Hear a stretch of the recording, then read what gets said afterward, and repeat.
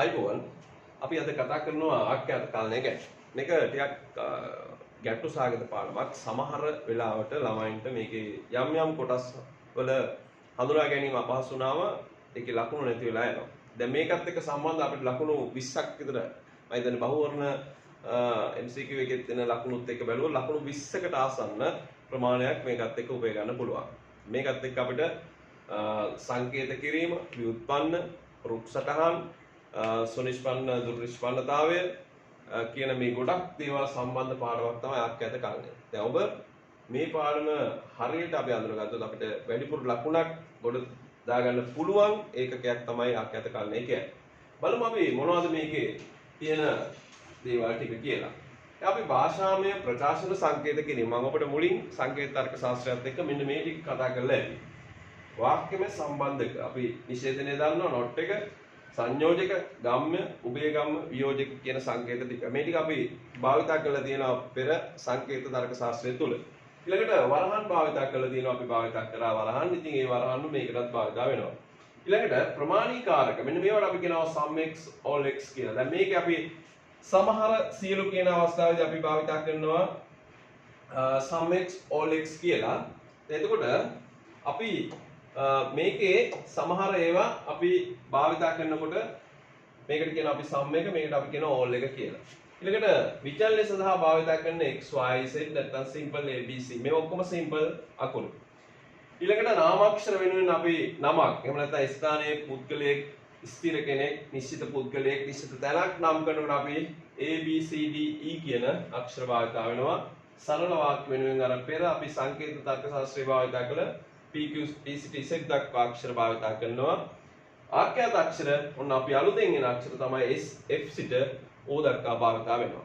මේ අර අකුරු 26 අපි ඉංග්‍රීසි හෝඩියේ තියෙන අකුරු 26 භාවිතා කරලා තියෙනවා මේ ආඛ්‍යාත කාලනේ යම් යම් කොටස් සඳහා. නාමාක්ෂර වෙනුවෙන් A B C D E ඊළඟට F ඉඳලා O දක්වා ආඛ්‍යාත අක්ෂර වෙලා තියෙනවා.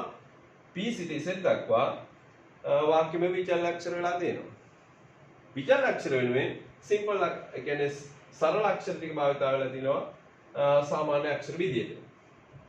දැන් අපි බලමු ඊළඟට කොහොමද කියලා. බලමු අපි දැන් ඔන්න අපිට තියෙනවා සියලු දාර්ශනිකයෝ ප්‍රඥාවල ලියුපිය. දැන් මේවට අපි කියනවා ප්‍රමාණීකృత තර්ක ශාස්ත්‍රය කියලා. ඒ ප්‍රමාණීකృత කියන්නේ මෙන්න මේක නිසා සියලු සමහර කියන මේ all සහ sum එක භාවිතා කළොත් අපි ඒවට කියනවා ප්‍රමාණීකාරකයන් කියලා. ප්‍රමාණීකృత තර්ක ශාස්ත්‍රය. ඒකට සියලු දාර්ශනිකයෝ ප්‍රඥාලෝලීකුය.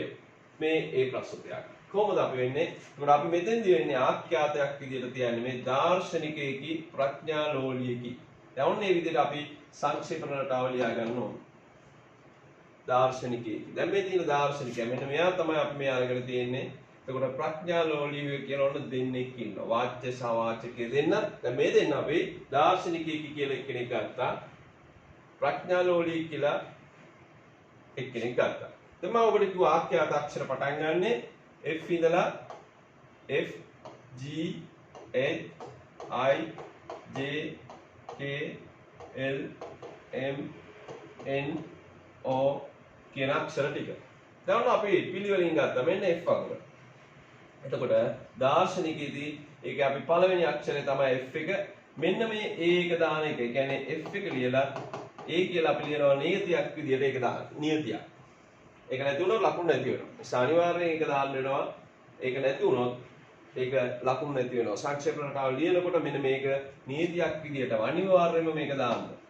සවන්න ඒක මතක තියාගන්න ඕනේ. එතකොට F එක සංක්ෂේපණ රටාව ලියද්දි විතරයි. F A කියලා අපි ඒක නම් කරලා තියෙනවා. ප්‍රඥාලෝලීකේ ඊළඟ අක්ෂරය G මේ අර නියතිය විදිහට අපි ඒක දැම්මා. දැන් අපි සංක්ෂේපණ රටාව ලියුවා. ඊළඟ අපි කොහොමද A ප්‍රස්තුතයක් ලකුණු කරන්නේ කියලා බලමු. දැන් මේක සියලු වෙනකොට අපි භාවිතා කරනවා මෙන්න මේක සියලු කියන ප්‍රමාණීකාරකය තමයි අපි මේ කියන්නේ. එතකොට ඒකට අපි කියනවා all එක කියලා all x. මේකත් එක්ක මේ විචල්‍ය අක්ෂරයක් තියෙනවා all x. එතකොට all x දැන් අපි කියන්නේ දාර්ශනිකයෝ කියලා කියන්නේ F. ඔන්න අපිට මෙතන තියෙන්නේ F A කියන එක. හැබැයි ඒක එතන ලියන්නේ නැහැ. අපි වෙනකොට විචල්‍ය අක්ෂරයක් විදිහට යන්නේ fx කියලා. මේක ලියන්නේ නැහැ. මේක ලියන්නේ නැහැ. ඒ වෙනුවට fx ගම්මයි fx ගම්මයි gx. එතකොට මෙතන තියෙන a නෙවෙයි gx. g කියලා කියන්නේ මෙයා gx. මේ විදිහට තමයි a ප්‍රශ්නයක් අපි ලියන්නේ. all x fx ගම gx කියලා a ප්‍රශ්නයක් සංකේත කරනවා. බලමු e ප්‍රශ්නයක් කොහොමද කියලා. කිසිම මිනිසෙක් කපටි නොවේ. එතකොට අපි අර විදිහටම සංක්ෂේප රටාව ලියා ගන්න මේ කපටි වාදකය. එතකොට නොවේ කියන එක අපි දන්නවා නිෂේධනයක් අපිට තියෙන නිසා ඒකට සංකේතයක් තියෙනවා. මිනිසෙකේ fa කපටියකේ ga අර විදිහටම සංක්ෂේප රටාව අපි ලිව්වා.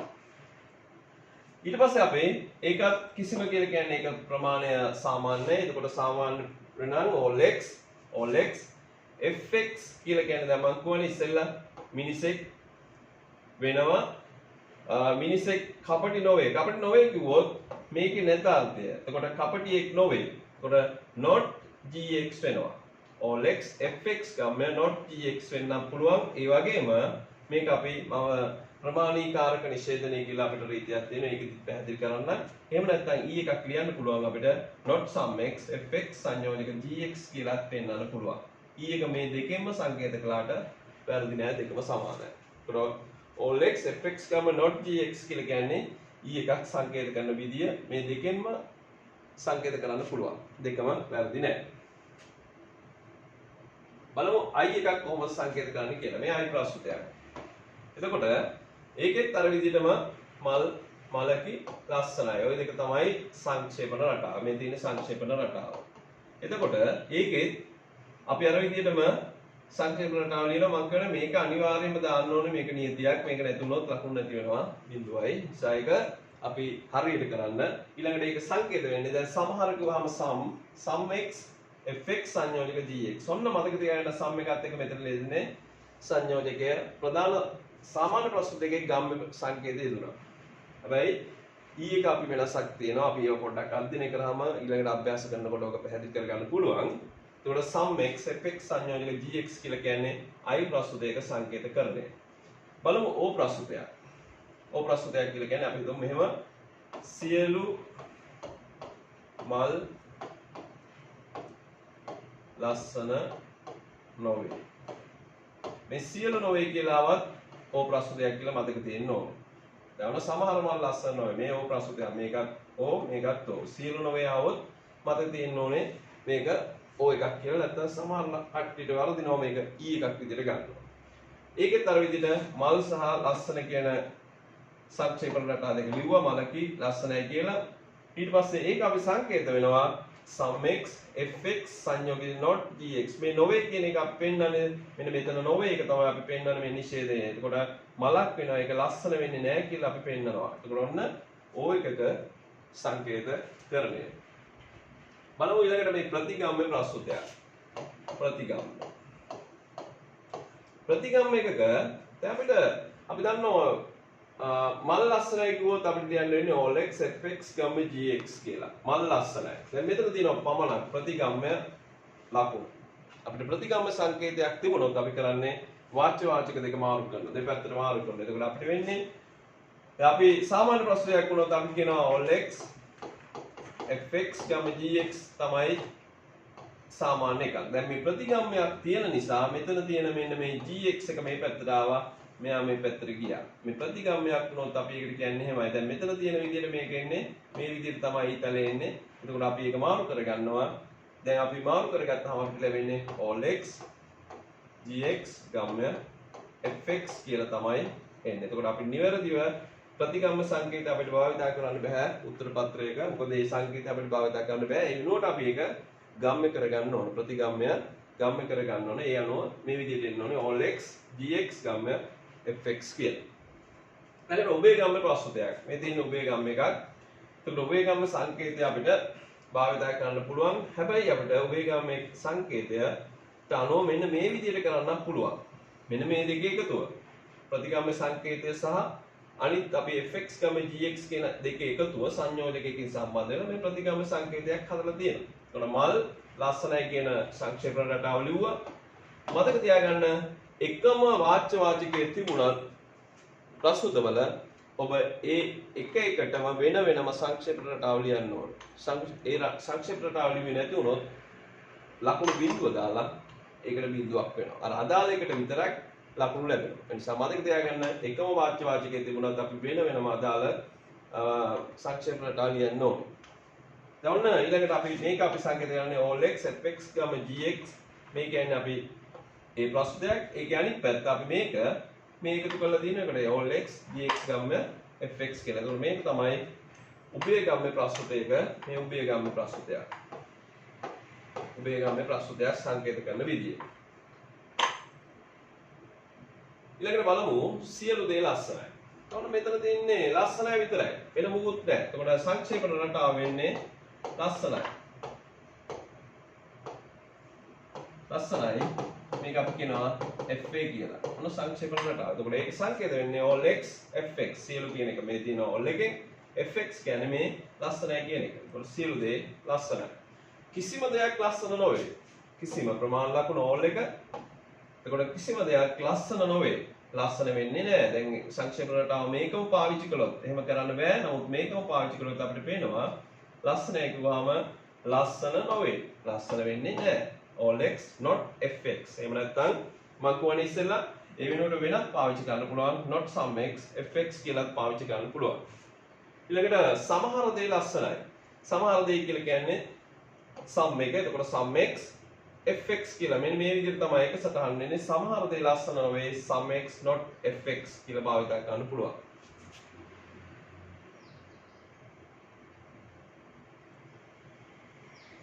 දැන් අපිට තියෙනවා නිව්ටන් විද්‍යාඥයෙක්. දැන් බලමු මොකද වෙන්නේ කියලා. එතකොට නිව්ටන් කියලා කියන්නේ නිශ්චිත පුද්ගලයෙක්. මම කියන්නේ නාමාක්ෂර භාවිත කරනවා කියලා A B C D E.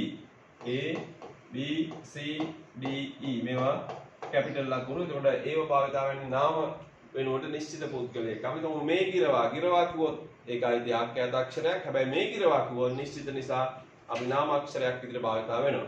එතකොට නිව්ටන් ඒ වෙනවා විද්‍යාඥයෙක්ගේ FA. එතකොට නිව්ටන් විද්‍යාඥයෙක් වේ නිව්ටන්. මෙන්න මේ විදිහට අපි කියනවා විද්‍යාඥයෙක් වෙනවා නිව්ටන්. එතකොට AF කියලා ලියන්නේ නැහැ. නිව්ටන් විද්‍යාඥයෙක් කියලා. ඒක වැරදි. මේක වැරදි. ලියන්නේ අපි FA කියලා. ඊළඟට නිව්ටන් විද්‍යාඥයෙක් නොවේ. නිව්ටන් විද්‍යාඥයෙක් නොවේ. එතකොට not FA විද්‍යාඥයෙක් වෙන්නේ නැහැ නිව්ටන්.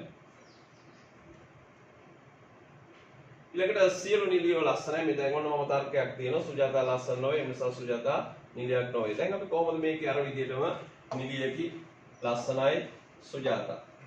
බලමු නිලියක් වෙනවා. අපි සංක්ෂේප රටාව අපි ලිව්වා.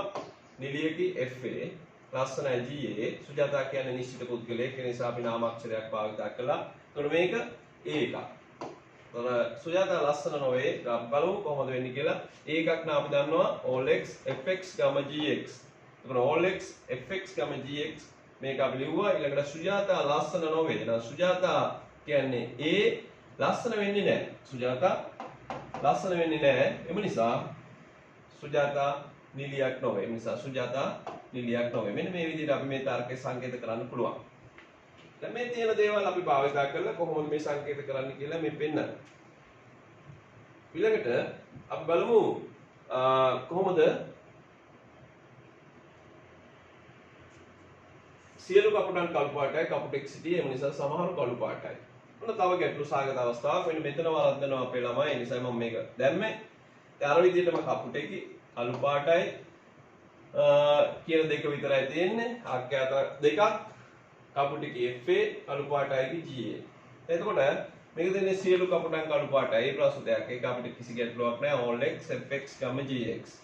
කපුටෙක්සිටි. ඔන්න අපි කපුටෙක්සිටි කිව්වොත් අපි දන්නවා ඔබේ පන්ති කාමරේ ළමෙක් සිටී කිව්වොත් එතකොට එතන ළමයිත් ඉන්නවා තව වෙන කට්ටියක් ඉන්නවා. ඒ නිසා ඔන්න සමහර කියන එක සම් එක තමයි එතෙන්දි භාවිතා වෙන්නේ. එතකොට sum x fx වෙනවා ඒක. කපුටෙක්සිටි sum x fx. ඊළඟට යනවා සමහරු කළු පාටයි. සමහරු කියන්නේ sum x කළු පාටයි කියන්නේ gx. එහෙනම් සමහරු කළු පාටයි. අපි යන්නේ විදිහට අපි ඒක සංකේත කරන්න පුළුවන්. ඊළඟට තව තර්කයක් බලමු. සියලු මිනිස්සු උන්නතිකාමී ඉන්නේ. සමහර මිනිස්සු ව්‍යාපාරිකයෝ. එයින් සමහර උන්නතිකාමීන් වෙන අය ව්‍යාපාරිකයෝය. ටිකක් ලොකු එකක්. අර විදිහටම මිනිස්සෙකි උන්නතිකාමී ව්‍යාපාරිකයෝ. ඔන්න තුනක් තියෙනවා. එතකොට ආඛ්‍යාත තුනක් FA GA HA. මිනිස්සෙකි උන්නතිකාමී ව්‍යාපාරිකේ. ඊළඟට මේක a ප්‍රස්තුතයක්. එතකොට ඒ කියන්නේ all x fx, gx සියලු මිනිස්සු උන්නතිකාමීන්ය. සියලු මිනිස්සු උන්නතිකාමීන්ය. එතකොට ඒක අපි හරි. ඔන්න ඒක අපි සංකේත කළා. දෙවෙනි එක i එක. සමහර මිනිස්සු ව්‍යාපාරිකයෝය. ඒතකොට සමහර කියලා කියන්නේ සම් එකක්, ඒක i එකක්, සම් x fx සංයෝජක hx. සමහර මිනිස්සු ව්‍යාපාරිකයෝ. මේ දෙන්න fa සහ ga දෙන්න අරගෙන තියෙන සංක්ෂේපන රටාවෙන් ඒ දෙන්න අරගෙන සම් x fx සංයෝජක hx. ඊළඟට එහි සමහර උන්නතකාමීන් වන අය ව්‍යාපාරිකයෝය. ඔන්න ඒකත් අපිට i එකක්. එතකොට වෙන්නේ සමහර උන්නතකාමීන් වන අය, සමහර උන්නතකාමීන් වන අය ව්‍යාපාරිකයෝ. සම් x gx සංයෝජක hx. මේ විදිහට අපිට සංකේත කරන්න පුළුවන් ඒ තර්කය.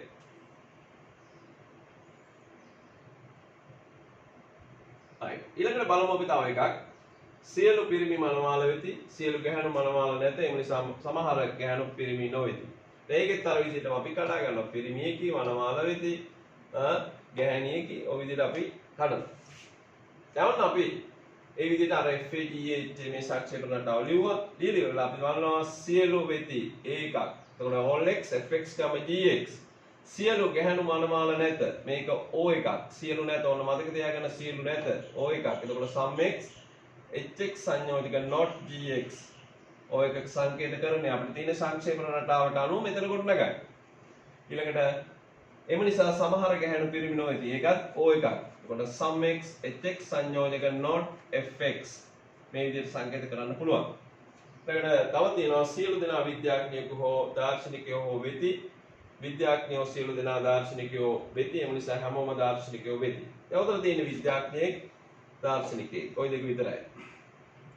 ආකාර දෙකයි FAGA. දැන් අපි බලනවා මේක ගලප ගන්නවා අපිට ඕන විදිහට. සියලු විද්‍යාඥයෝ, සියලු කියන්නේ all x විද්‍යාඥයෙකු හෝ කිව්වොත් වියෝජක. ඔන්න වියෝජක සංකේතය අපි භාවිතා කළා. දාර්ශනිකයෝ වෙති. දාර්ශනිකයෝ කියන්නේ gx. එතකොට all x fx වියෝජක gx. මෙතන තියෙන සංකේතය අපි භාවිතා කරනවා. දැන් අර අපිට ඒ සංකේතත් භාවිතා කරන්න පුළුවන්. නීතිපද සංකේත. ඊළඟට විද්‍යාඥයෝ සියලු දෙනා දාර්ශනිකයෝය. ඒකේ ප්‍රස්තුතයක්. එතකොට all x විද්‍යාඥයෝ fx දාර්ශනිකයෝ කියන්නේ gx. එතකොට all x fx ගම gx වෙනවා. ඊළඟට හැමෝම දාර්ශනිකයෝ. හැමෝම කිව්වොත් all x දාර්ශනිකයෝ කියලා කියන්නේ gx. එතකොට all x gx කියලා අපිට සංකේත කරන්න පුළුවන්. ඊළඟට නිව්ටන් විද්‍යාඥයෙකි. දැන් අපි අර විදිහටම කරනවා නිව්ටන් A විද්‍යාඥයෙකි F A. එතකොට අපි සංකේත කරනවා නිව්ටන් විද්‍යාඥයෙකි. නිව්ටන් ගණිතඥයෙකු නොවේ. අර විදිහටම අපි සංක්ෂේපන රටාව ලිව්වා. Newton A ගණිතඥයෙක් FA. එතකොට මේක වෙන්නේ නිව්ටන් ගණිතඥයෙක් නොවේ. not FA. එක්කෝ නිව්ටන් ගණිතඥයෙක් නැත්නම් ඩාර්වින් ගණිතඥයෙක්. එක්කෝ නිව්ටන් ගණිතඥයෙක්. එතකොට නිව්ටන් වෙන්නේ A ගණිතඥයෙක් FA ඩාර්වින් B විද්‍යාඥයෙක් GA. ඔන්න අපි සංක්ෂේපන රටාව ලිව්වා. දැන් ඒක අනුව අපි අදන එක්කෝ නිව්ටන් ගණිතඥයෙක් වෙනවලු FA නැත්නම් එක්කෝ නැත්නම් කිව්වොත් වියෝජකයි. එතකොට අපි වියෝජක සංකේත දැම්මා. ඩාර්වින් විද්‍යාඥයෙක්. ඩාර්වින් කියලා කියන්නේ B විද්‍යාඥයෙක් G B වෙනවා. මෙන්න මේක තමයි සංකේත වෙන්නේ. ඊළඟට සියලු මිනිස්සු මරණ සුළු නම් P දාස මරණ සුළුය. එතකොට මිනිස්සු වර්ගය මිනිසෙකි FA මරණ සුළු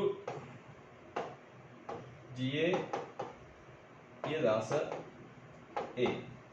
අපි කියනවා සියලු මිනිස්සු මරණ සුළු නම් කියන්නේ all x fx ගම්ය gx මරණ සුළු නම් පියදාස මරණ සුළුය. පියදාස මරණ සුළුය. මරණවා පියදාස. මේ විදිහට අපිට සංකේත කරන්න පුළුවන්.